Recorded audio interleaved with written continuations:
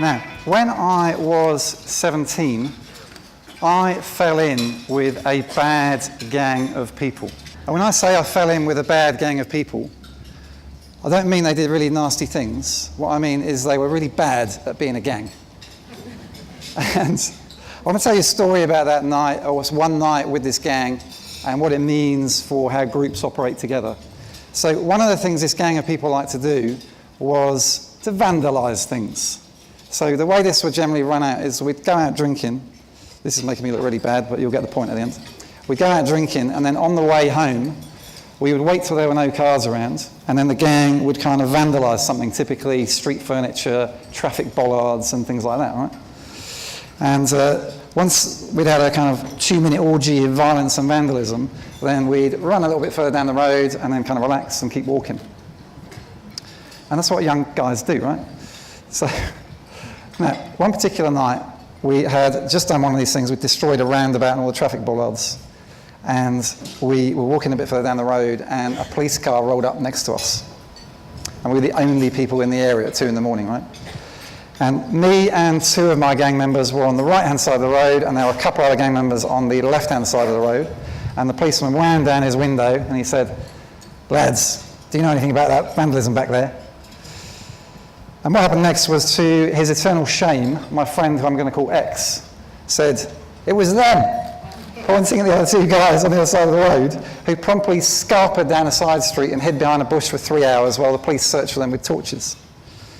And so this is when I was 17, and what I learned from that experience was that when it comes to groups of people, and when it comes to gangs, actually, the first thing I learned was about gangs. First of all, there's a reason why the mafia have a code of silence called the omerta, right? So we didn't have that code of silence. In fact, we had no really rules in this gang. We had no plan B and no escape plan and stuff like that, so we weren't a very good gang.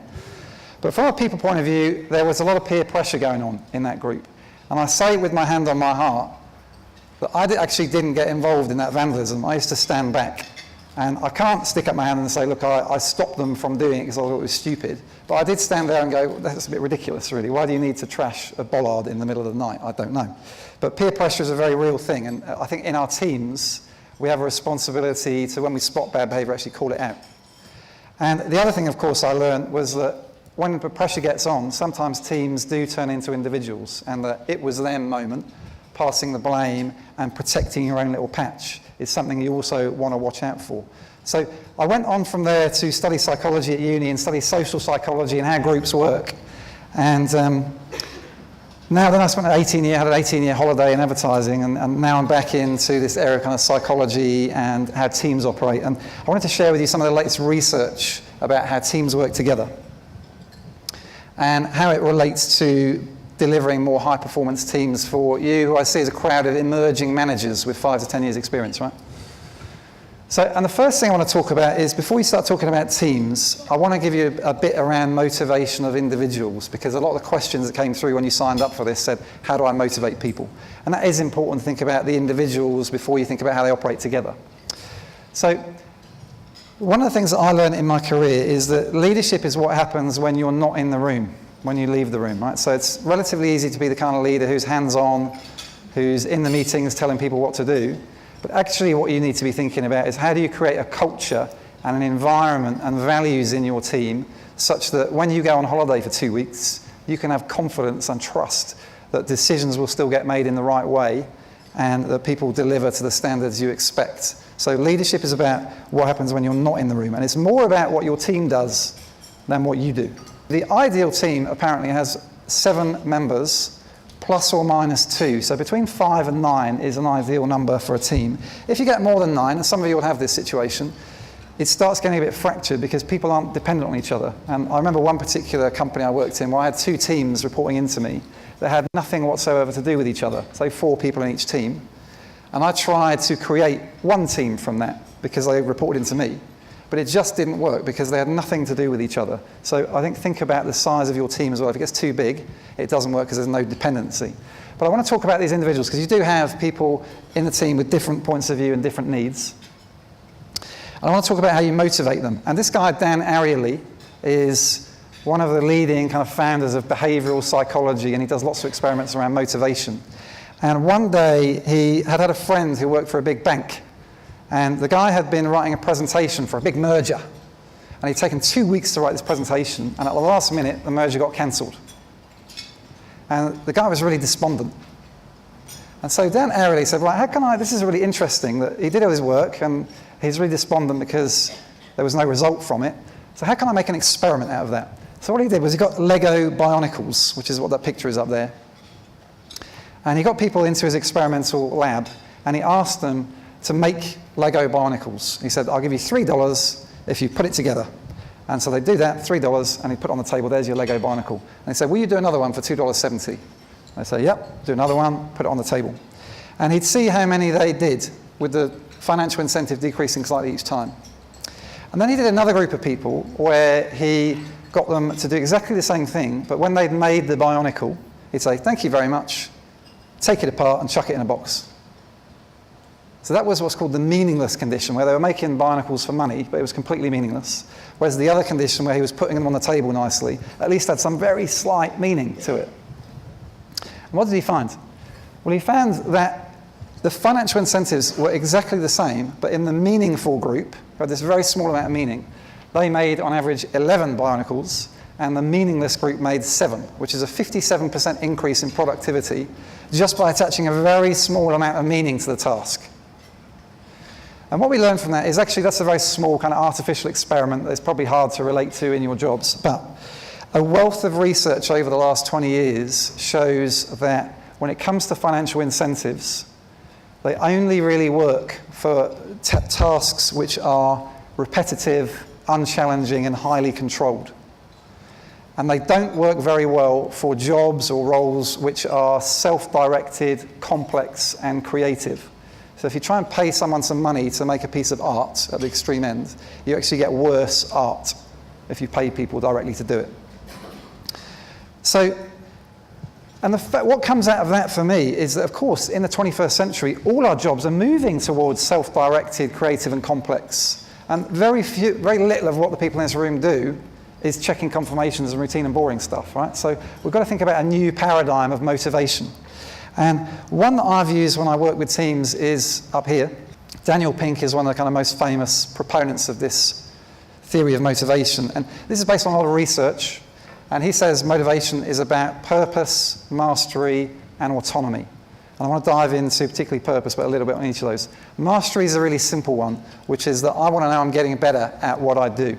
And if you've ever been in that moment in your job where you feel stale and you're not learning, then mastery is one of the things you would have wanted in that position. And people want rapid feedback about how they're improving. So mastery is a really easy one. And I want to touch, though, a bit more on purpose as well, because why do we get out of bed every morning to come and do our jobs, beyond making money for some shareholders of some faraway company? And a guy called Simon Sinek has done a TED Talk and a book that many of you will have read called Start With Why. And he says that some of the most successful companies in the world in terms of the products they innovate, the staff satisfaction, they start with the why. Why should you bother coming to work today? What are we trying to do for the world? And then they do the how, so how are we going to deliver on that? And then they do the what do we actually make? But those companies, and Apple's a famous one apparently, but those companies are pretty rare. Most companies are what or how companies that just, we make fridges and TVs, and that's what we do. And it's not as motivating for people to get out of bed and come to work every day. And the example I'd like to give you that's relevant to us in the room today is there's one company, I think, in the Australia marketing landscape that has done the why particularly well. I'm not saying others haven't, but one that pops to mind is Naked. I don't know if there's anyone here from Naked today, but Naked, I know I saw Ian Perrin used to be at Naked here. Naked was founded in 2002 with a purpose, which was that they felt that having media planning and media buying together meant that agencies were directing money according to where their deals were, and it wasn't necessarily in the client's best interest. So they set out to say, well, we're going to challenge that. We're going to be completely transparent, decouple planning from buying, neutral, naked, transparent over here, right? So I think that was a really interesting area, and they were very successful as a result. They had a very clear brand. They've completely changed their position these days, but they had that why. But for you in the room today, most of you are one person managing a small or medium-sized team in one office in one country of a large multinational. So it's easy to start up a company with a purpose, like mine is to help the world make better decisions. But it's, you might scratch your head about what do I do with my team that just works on Eubank or something, right? So I would say to you, there is something you can do about giving your team a purpose, which is you need to look back at the times when your team has been at its best. And you need to say, what were we doing? What were we delivering? Why did we have so much energy and passion in that moment? And that's where you're going to find your purpose. And a couple of thought starters for you around this in my time in advertising when I was thinking about this question were, clearly there's a client service purpose, delivering on clients' needs, beating their expectations and all that. That's a valuable purpose. There is also an effectiveness purpose, and how can we make our advertising really effective? That could be a purpose as well. And I think beyond that, the highest level you can get to around that is a sense of advertising makes the economy go round. It keeps us in jobs. We create demand. We keep that economic growth happening. So that is actually a worthwhile purpose. So what I'd say to you is think about, if you're leading a team, what is the purpose that you want to share with them? And I think it kind of comes from within you as a leader. It's not a kind of democratic process as much. You can take feedback, but what purpose? Why do we get out of bed every day? So I think the why is really important for you as you motivate people. From an autonomy point of view, there is a company in Australia called Atlassian, and they run, they own a bit of software called Jira, which a lot of creative agencies and media owners use for project management. And what they do with their team is they have this thing called a FedEx Day, where once a quarter, 2 p.m. on a Thursday, everyone stops work, and for the next 24 hours, you work on any innovation project that could be of interest to you that has some benefit to the company. And it's called a FedEx Day because you have to deliver it overnight. So at 2 o'clock the next day, they all present back their ideas. They do this once a quarter. And that, in a sense, gives you a bit of autonomy and freedom to express your creative juices. And it's this kind of small version of Google's 20% time. If you know Google's 20% time, engineers get 1 day a week to work on whatever they want. So autonomy can be expressed in that way. It can also be expressed in terms of flexibility to work how I want to work, when I want to work. And one of the most extreme examples of this is something called a results-only work environment. And a number of companies in the States are pioneering this, and Gap is one of them, where you have no schedules, you don't have to be at work if you don't want to, you don't have to come to meetings unless they're relevant to you. All you have to do is deliver the results that you've signed up for. That's called a results-only work environment. And the research they're showing around that is that if you've got some of the other things in place, like a bit of a purpose, and people are motivated, then autonomy then further builds on that and increases productivity. So results-only work environment is another expression of autonomy. My recipe really for individual motivation, if I was going to try and summarize it in 7 minutes, what I've talked about so far, works a bit like this. I think the first thing you've got to do is pick the right people in your team. Sometimes you inherit them, but then you're going to be hiring new people. And in my experience, hiring is one of the things that media agencies, less so media owners, are really quite average at, to be honest. It's all about going for coffee. And if you recruit people over coffee, research shows in these unstructured interviews are basically only a little bit better than tossing a coin. You really don't get that much good information from it. But I'm not going to talk about that in any depth today, but hiring the right people is clearly an important skill.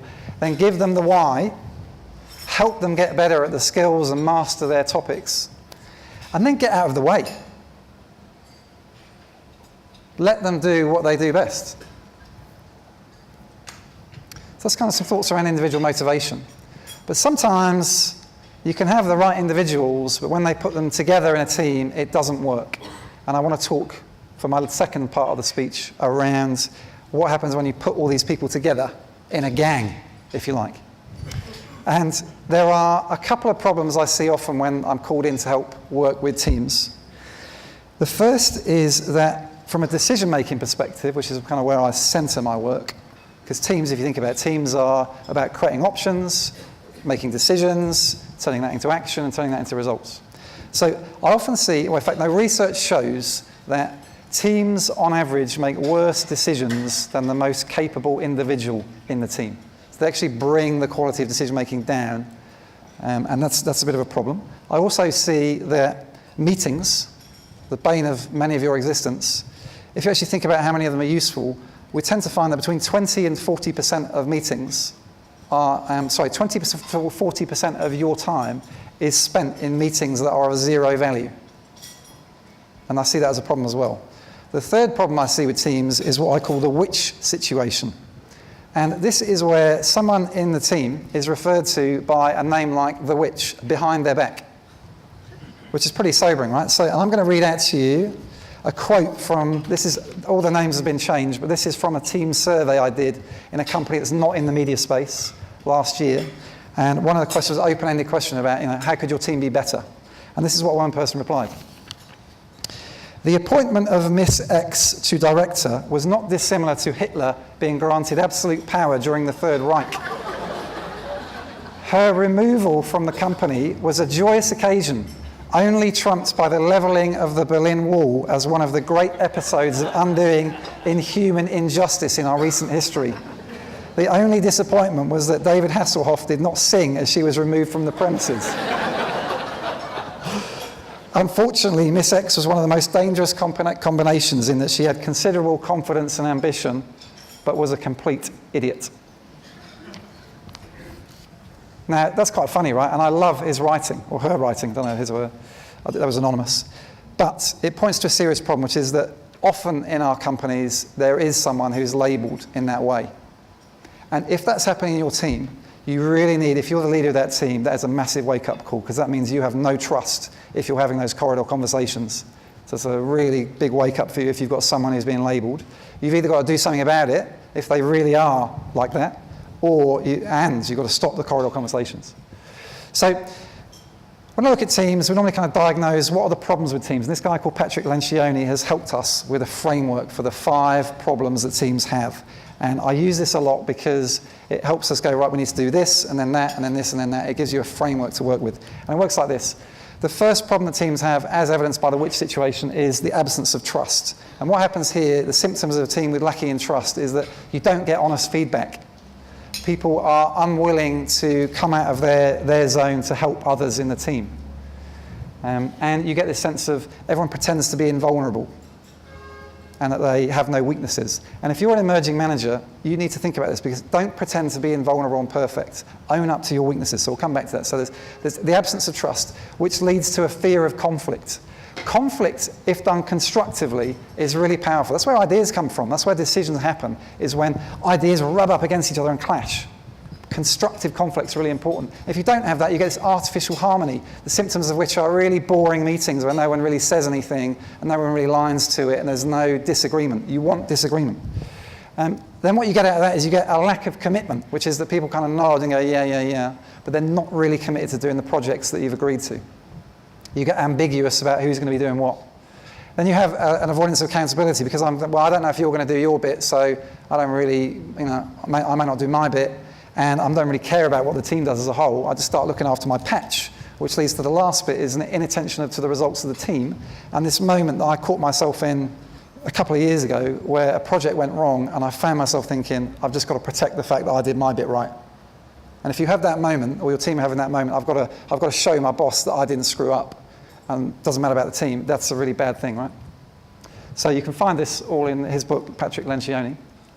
I just want to boil down to, what do you do about that? So we run this team diagnosis, and this isn't a real example. I'll show you roughly what I might do if I was working with a company called Alphabetti, right? So we do a team diagnosis, and we ask some questions like this. And the results on the right are dark green, strongly agree, light green, agree, grey, neutral, disagree, strongly disagree. And you get a kind of net score by giving 2 points for strongly agree and 1 for agree, etc. And you can diagnose where the team's issues are. And this one is around decision making and communication are probably the weakest areas. But the key to this is you need to show it to the team themselves. It's no good doing that and hiding it, and you know it and they don't. We actually kind of put that up in front of the team, get them all standing around and talking about it. And you start to get a really honest conversation. So not only you get building a bit of trust, because I can see what other people think.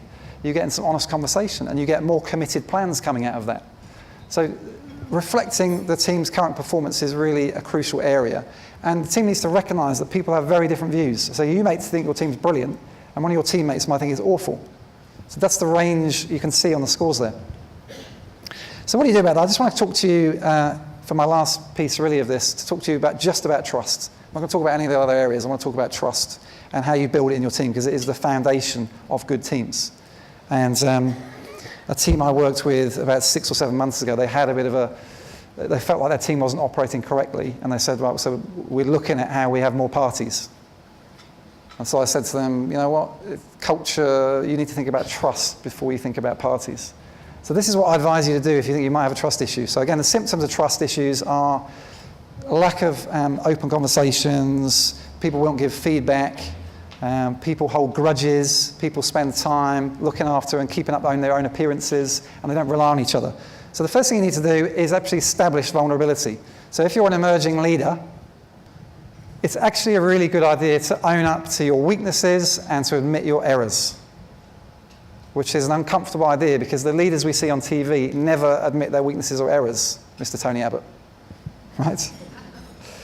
But research shows that if you do that, you start to build trust and people start to open up to you. You have this sense of vulnerability and you can start relying on each other, which you can't do if you pretend to be perfect. So vulnerability is something I really think you should think about opening up to your small weaknesses. The second area is that people in your team want to know that decisions get made fairly. And in my experience, in all the companies I've ever worked in, often a decision will come down from on high. And by the time it filters down to you, you had no idea why they made that choice. It didn't make any sense. You got no explanation. And also, it didn't seem to fit with the world as you saw it. So you end up scratching your head, and you end up not aligned to that. So here, the job of a leader is primarily to listen to people, that active listening skill, and show them that when you make a decision, you have taken into account what they think. Even if you decide in a completely different direction, you say, look, I heard your feedback, and I decided to do this because X, Y, Z. So acknowledge their feedback. If they feel heard, they think it's a fair decision. So that's a really important part of it. And the last bit is about communication, which is a huge topic in its own right. All I will say on it is that it's about stopping those corridor conversations is one element of it. So communication has to be direct and honest and not calling people a witch behind their back. Right? That's a bad thing. All right. So I will close by trying to give you a practical sense of what I would do if I was a new manager or had a team that wasn't working as well as I wanted it to do. So these are the 4 steps I'd probably take. First of all, I would work on those purpose, mastery, and autonomy. Now that can be done, a bit of that is collective, but a bit of it is tailored to the individual. So I start talking about, how much freedom do you want in your job? And we all worry about people who don't, as emerging managers, you really worry about those people who turn up late to work. And for some of us, that gets really annoying. And you've got to get beyond that and get the trust that they're going to deliver the results. And I think one of the other things that goes with that is the trust that they can do things better than you can. If you're in an early stage emerging manager and you've got this mindset that you can do everything better than your team because you got promoted from their position into this new position, then you are never going to get trust because people can see through that. So you have to find the trust in your team and get the right people, if not, that can do things better than you can. So set their PMAs, work with them about their autonomy, what's their skill set, how are you going to give them rapid feedback that they're getting better at their skills. The second area is this look in the mirror. So you have to let the team know how it's really performing, and you have to allow everyone to have a point of view on that, because your view won't be as accurate as you think. When you survey the team, they may think quite differently what to you as a leader think. So hold up the mirror, and this is where we do things like surveys anonymously and then mirror the results back to everyone. The third is around tangible vision. So it's fine to have a purpose, and that's great. I help the world make better decisions. But you need a tangible vision, which is where's your team going to be in a year's time, and what does it look like? And the word tangible is really important here. Any sense of vision, right? We've all spent far too many away days trying to come up with a vision which is really vague. The important word here is tangible, in that your team must be able to see themselves in this future scenario. They must be able to feel it and understand what it's like to be in that team in a year's time. So you give them a tangible vision for what the team wants to be in a year. So you talk to them about where's the team today, where do you want the team to be in a year, and of course the final step is creating the plans to get there.